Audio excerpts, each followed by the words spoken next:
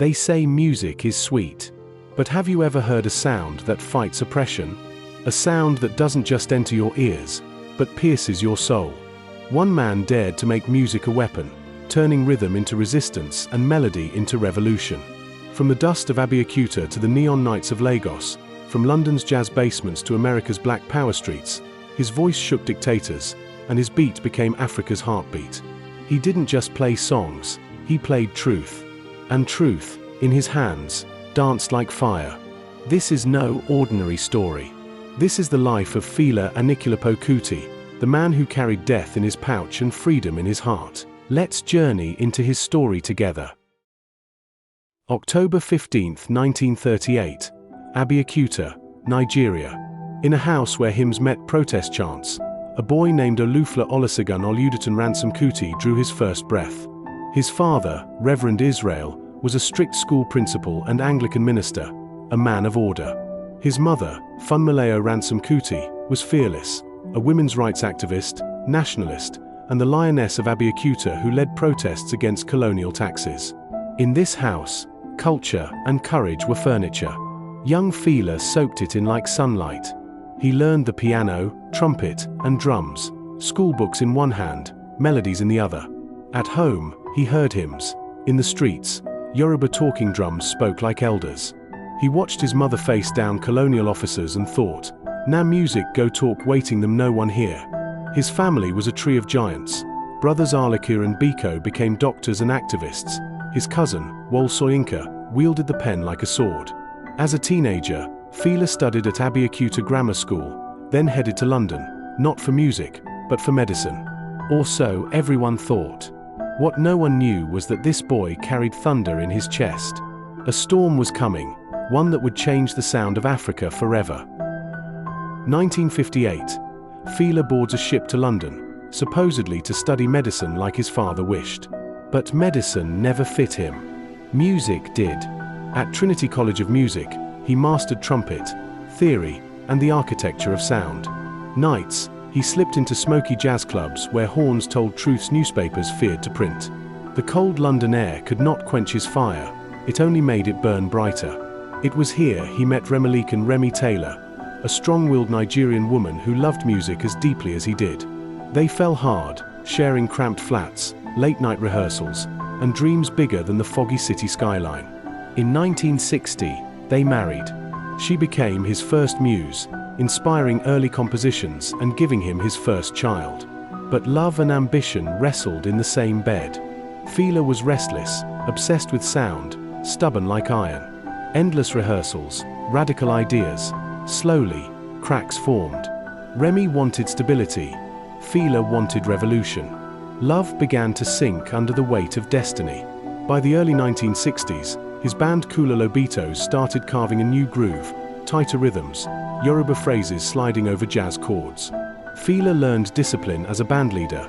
If the groove no steady, message no go land. London gave him knowledge, love, and heartbreak. But more importantly, it gave him clarity. Music was his weapon, his voice, his destiny. By 1963, he packed his trumpet and boarded the ship back to Nigeria. Marriage trembling, band hungry, and a dream that refused to die. Mid-1960s. Lagos was alive, its streets buzzing like a faulty transformer. High life ruled the clubs, guitars shimmering like city lights. Fela and his band, Kula Lobitos, were local favorites, playing residencies that made crowds sway till dawn. But something inside Fela whispered, "This one know they enough Seth."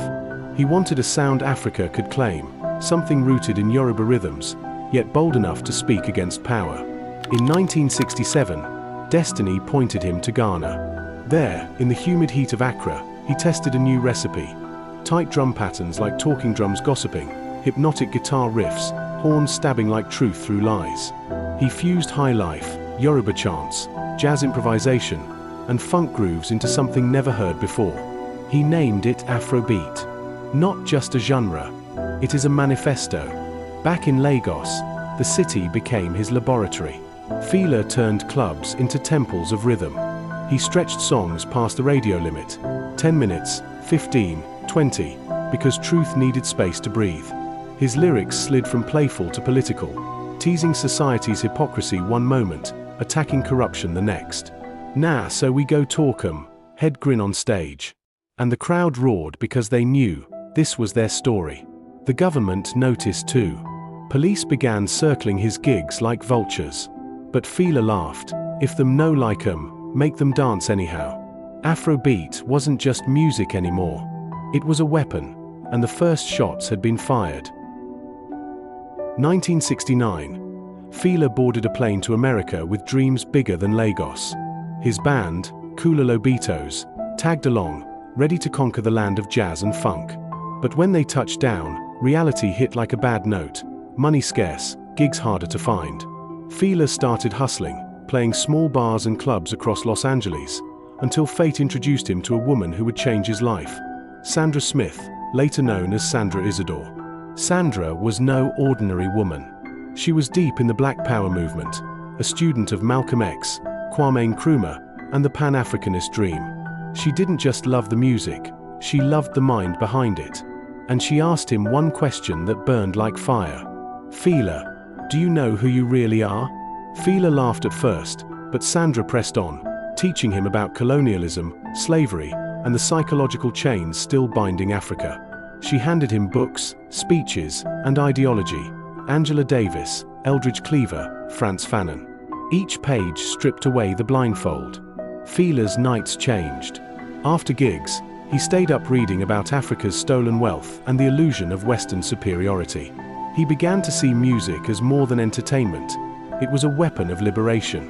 Sandra also introduced him to the Black Panthers, where he saw black men and women standing proud, armed with knowledge and conviction. It lit a fuse in him: if America get this kind power movement, why Africa no fit rise? By the time his visa expired, Fela was no longer the same man who had landed in America. He returned to Lagos with Afrobeat sharpened like a spear, ready for war, not with guns, but with sound and truth. As he stepped off the plane, he whispered, "Them go hear 'em for Africa."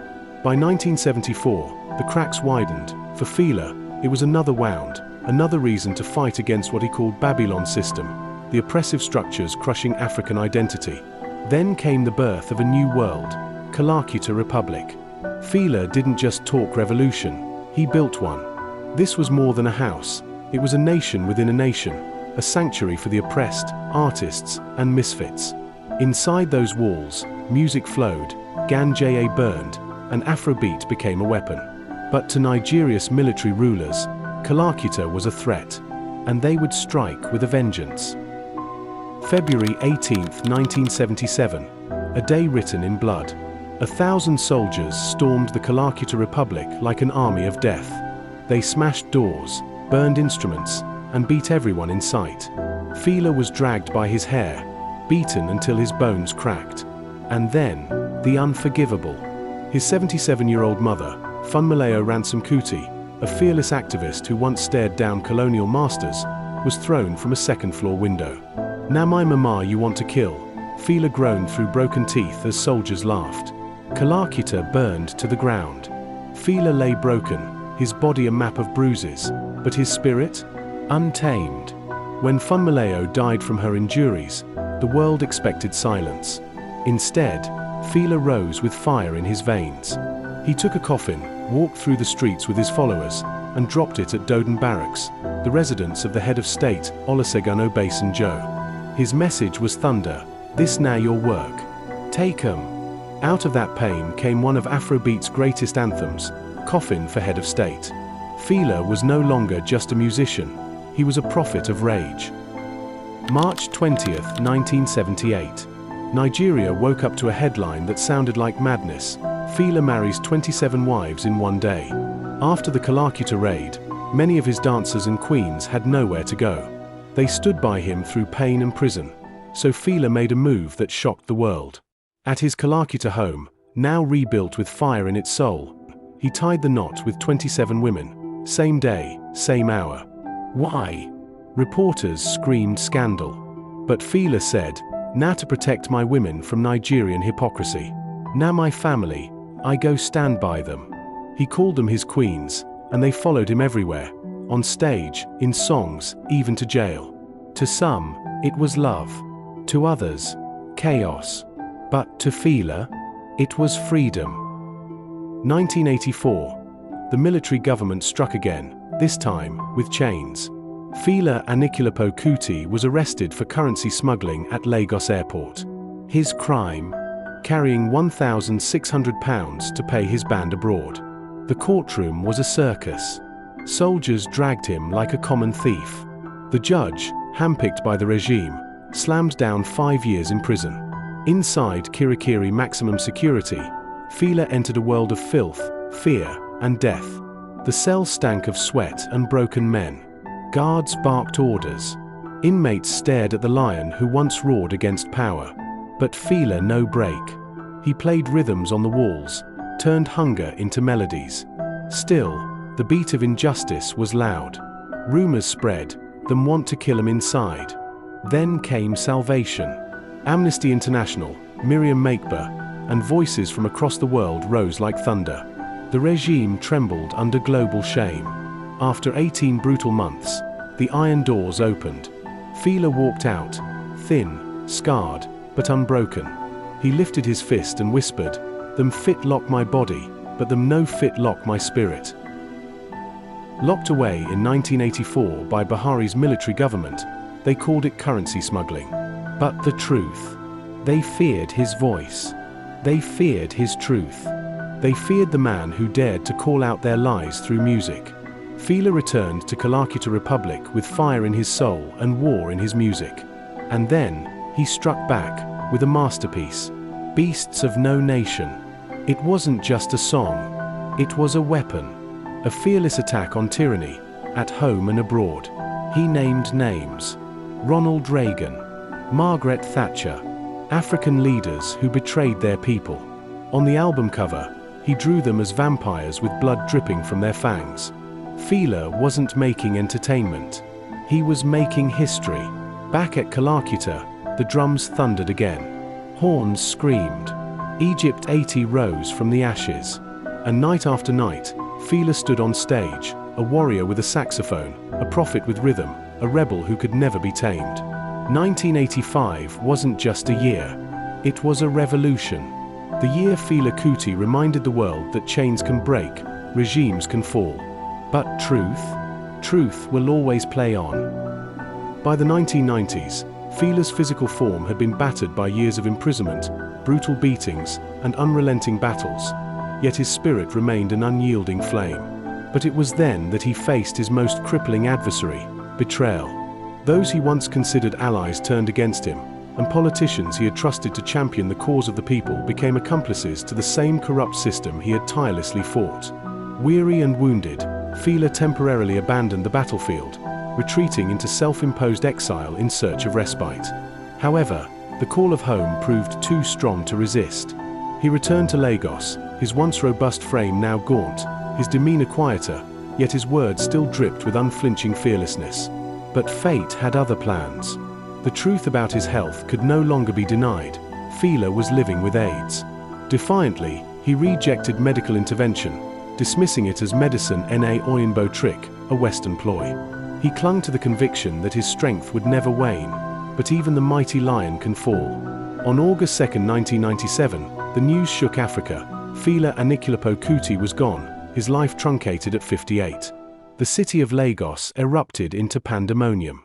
Over 1 million people poured onto the streets, their collective grief manifesting in a cacophony of wails and tears, his music echoing through the city like a defiant anthem. They shouldered his coffin high, paying homage to a king who refused to bow even in death.